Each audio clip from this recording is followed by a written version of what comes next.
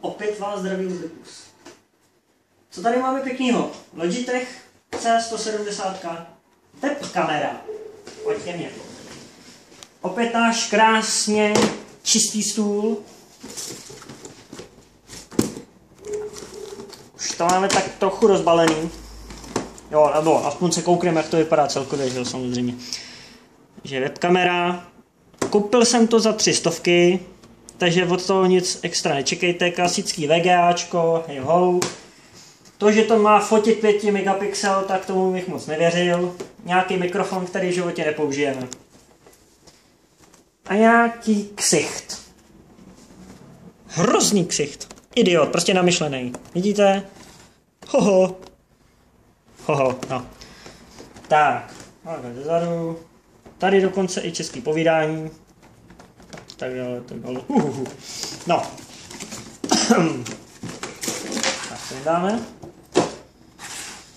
Kouká na nás. Koukám. Zadu, tyjo. Teď jak se do toho leze.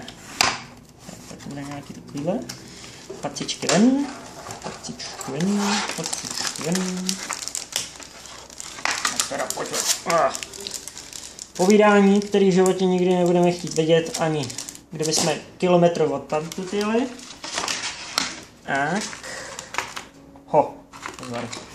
Pozor, tady nás čeká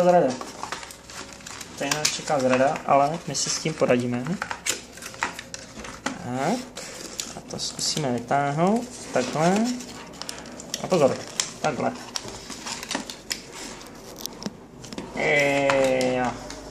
Jdeme se teda šroubovat.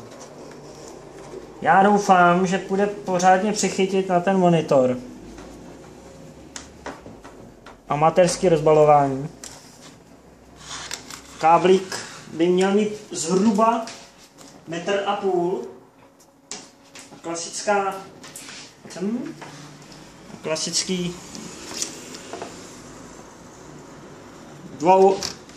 dvojka USBčko.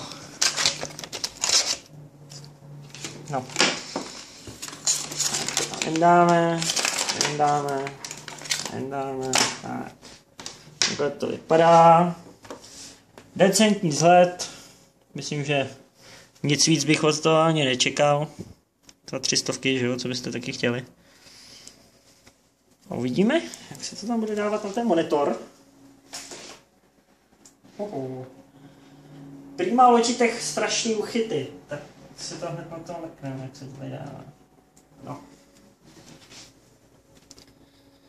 No docela to vypadá. Samozřejmě nejde to naklánět na stranu.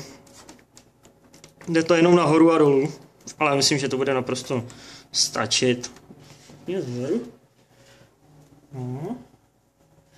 Káblík tomu nevadí. Když to takhle je, tak i když za ten káblík jako budu tahat, tak to poměrně dobře drží.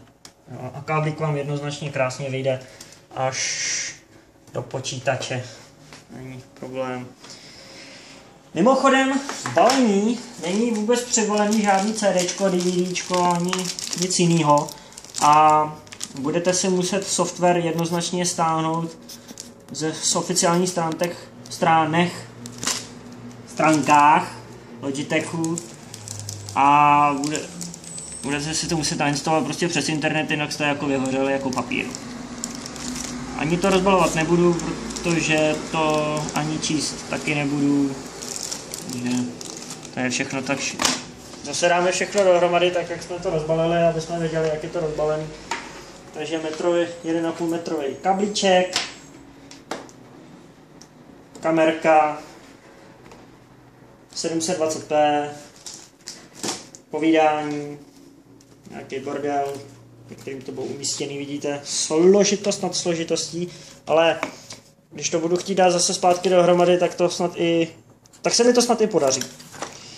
A tady ten zbytek, nic víc v tom nebylo.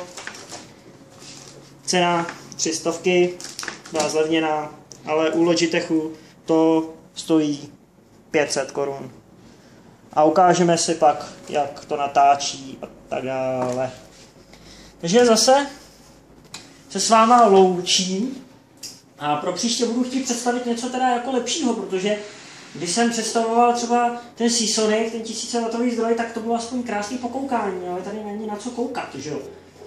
Ale snad splní účel a případně zase budeme útočit na nějakou vyšší cenu, pokud se nám to nebude líbit. A příště třeba budeme i kamerkou natáčet další unboxing. Takže mějte si pěkně a čau čau.